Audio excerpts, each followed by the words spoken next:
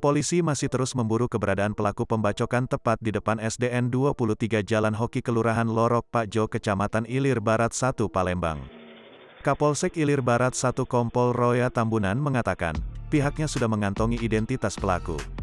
Sebelumnya, polisi mengatakan kasus ini diduga terjadi karena adanya cinta segitiga antara pelaku, istri pelaku dan korban.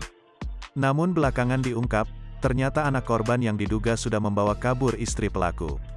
Saat ini kondisi korban sudah menunjukkan perkembangan baik setelah menjalani perawatan di rumah sakit.